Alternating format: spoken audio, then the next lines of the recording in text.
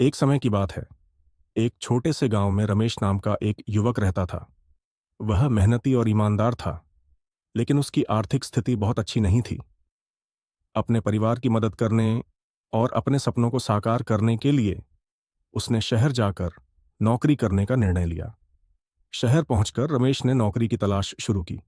कई दिनों की मेहनत के बाद उसे एक बड़े व्यवसायी सेठ धनराज के यहाँ नौकरी मिल गई। उसका काम सेठ को रोज 6 घंटे अखबार और किताबें पढ़कर सुनाना था, क्योंकि सेठ की आंखों की रोशनी कमजोर हो गई थी। रमेश ने पूरी निष्ठा और ईमानदारी से अपना काम करना शुरू किया। एक दिन जब वह दुकान की सफाई कर रहा था, उसे एक कोने में 100-100 रुपए के 8 नोट पड़े मिले।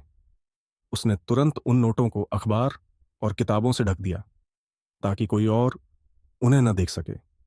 अगले दिन सेठ ने अपने पैसे गायब होने की बात कही और सभी कर्मचारियों से पूछताछ की। जब रमेश से पूछा गया, तो उसने खुशी खुशी उन नोटों को निकालकर सेठ को दे दिया। उसकी ईमानदारी देखकर सेठ बहुत प्रसन्न हुए और उसे पुरस्कार देना चाहा, लेकिन रमेश ने विनम्रता से मना कर दिया। समय बीतता गया और रमेश की मेहनत और ईमानदारी के कारण सेठ का विश्वास उस पर बढ़ता गया। एक दिन सेठ ने रमेश को अपने व्यापार में साझेदार बनने का प्रस्ताव दिया। रमेश के लिए यह एक सुनहरा अवसर था, जिसे उसने सहर्ष स्वीकार किया। रमेश ने अपने नए पद पर भी पूरी मेहनत और लगन से काम किया। उसकी नई सोच और कार्यशैली के कारण व्यापार दिन दूनी रात चौगुनी तरक्की करने लगा।